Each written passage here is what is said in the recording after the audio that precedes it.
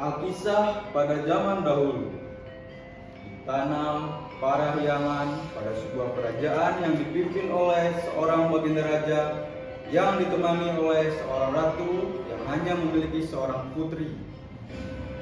Putri tersebut bernama Dayang Sumbi yang terkenal dengan kecantikan dan juga kecerdasannya. Namun ia juga terkenal dengan sifatnya yang manja. Suatu pagi, pada saat Dayang Sumbi sedang menenun, ia merasa tak enak badan. Selanjutnya, ia secara tidak sengaja menjatuhkan pintalan benangnya ke lantai berkali-kali. Aduh, pintalan itu lagi-lagi terjatuh. Aku berjanji jika ada seseorang laki-laki yang bawakan pintalan itu akan dijadikan suamiku. Kalau dia perempuan akan dijadikan saudaraku.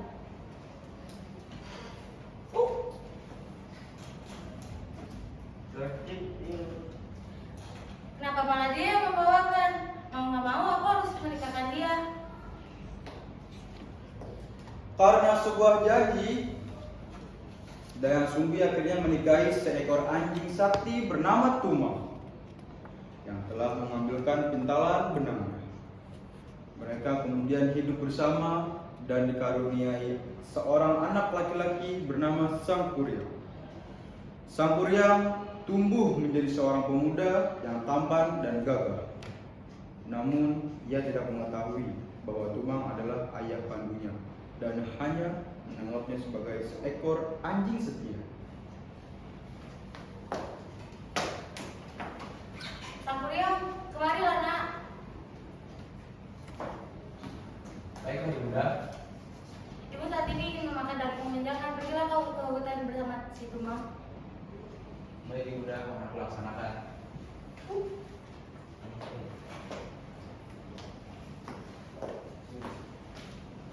Setibanya Sang Kuryang di tengah hutan,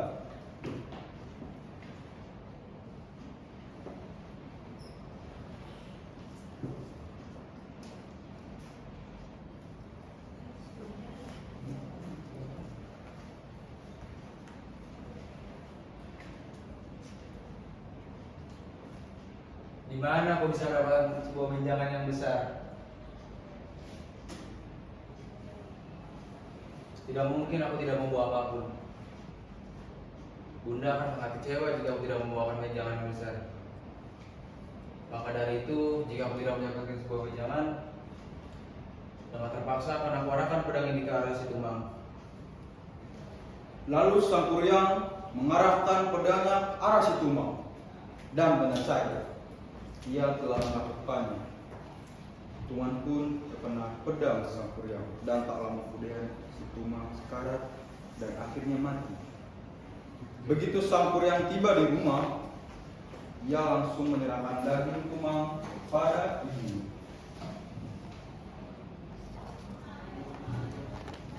Bunda, ini adalah menjangan hasil buruanku. Terimalah. Terima kasih Sang Kuryang. Kau sangat memburu. Sangat piawai memburu.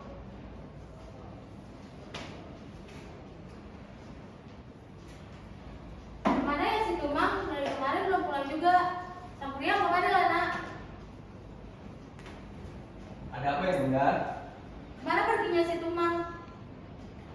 Maafkan aku Bunda. Daging yang sudah makan bukanlah daging menjangan, melainkan daging si Tumang. Tumang telah mati di tanganku. Apa kau kata? Pergilah dari sini. Dasar anak durhaka. Pergi. Bunda. Baiklah, aku akan pergi dari sini. Dayang Sumbi begitu marah mendengar kata tersebut. Dengan refleks disertai dengan amarah yang memuncak, Dayang Sumbi memukul kepala Sang Kuryang dengan benda peralatan dapur yang dipegang. Sang Kuryang telah cukup parah di bagian kepala. Beberapa tahun lalu, Sang Kuryang yang telah mengembara ke seluruh negeri dan selanjutnya memutuskan untuk kembali ke rumahnya.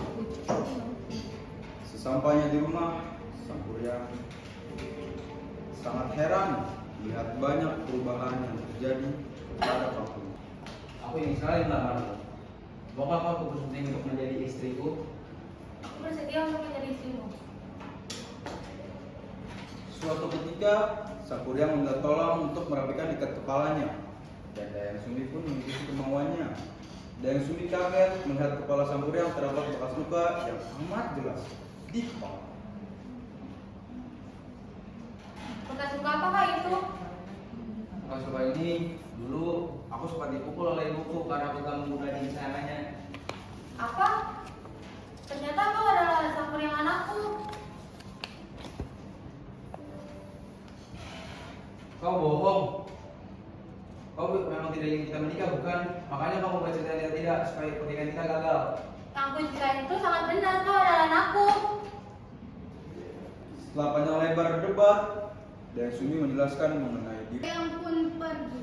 Kemudian ia mengarahkan segala kesaktiannya dan memanggil jin untuk membuat bendungan dan perahu untuknya. Dan sang kuryang berdiri. Ia menutup mata, memusatkan perhatian, dan menggerakkan tangannya dalam pola tertentu. Angin mulai bertiup kencang, disertai cahaya merah hijau yang remang-remang. Wahai penghuni alam gaib, dengarkanlah panggilanku. Akulah sang kuryang, sang dewa matahari dari manusia. Aku ingin kalian kesini untuk membantuku.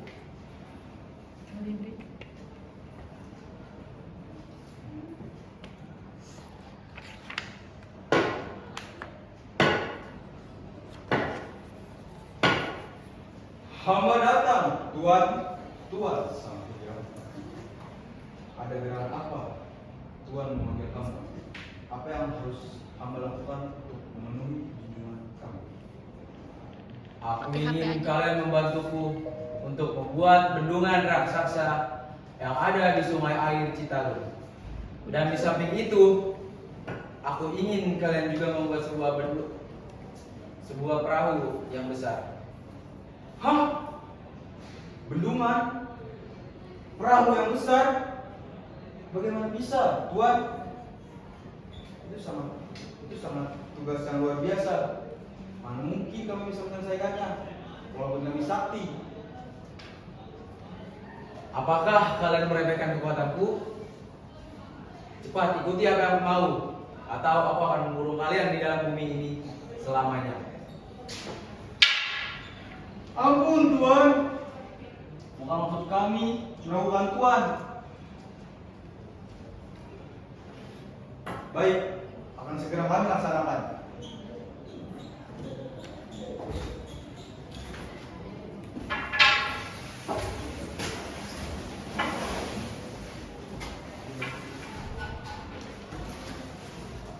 Ketika pekerjaan sang kuryang tengah berlangsung, Dayang Sumbi menggunakan tipu muslihat, yakni dengan membangunkan warga untuk menumbuk padi bertanda fajar telah tiba.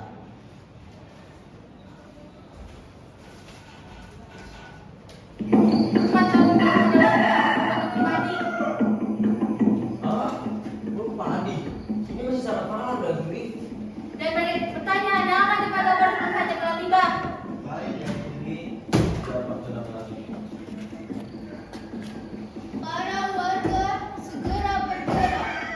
Terdengar suara lesung dipukul bertalu-talu.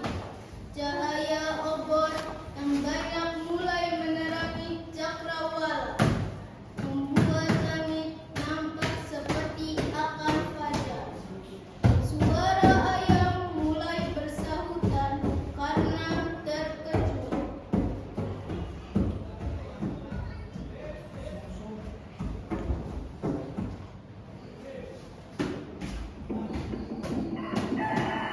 Apa-apaan nih? Lesung ditumbuk, ayam berkokok, langit memerah. Dayang Sumbi, kau telah menipuku. Tuan, lihat. Fajar telah tiba. Bagaimana ini?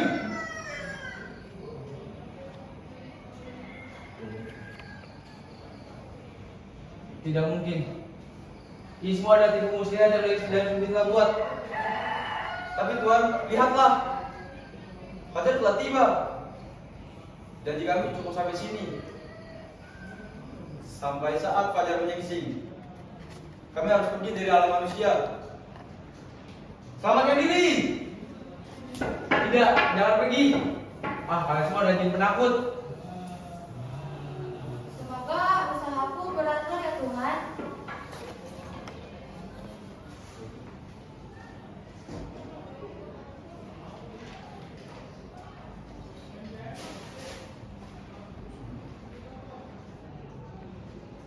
Sampuriang, Dayang Sumbi licik.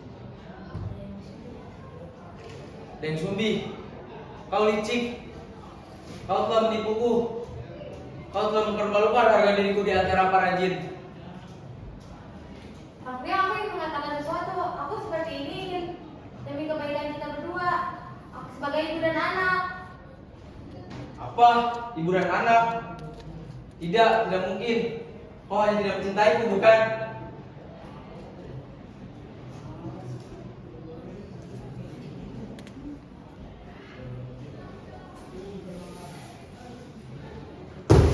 Kambriang, jangan dianjurkan. Biar. Ini adalah simbol tipuanmu, Dayang Sumbi.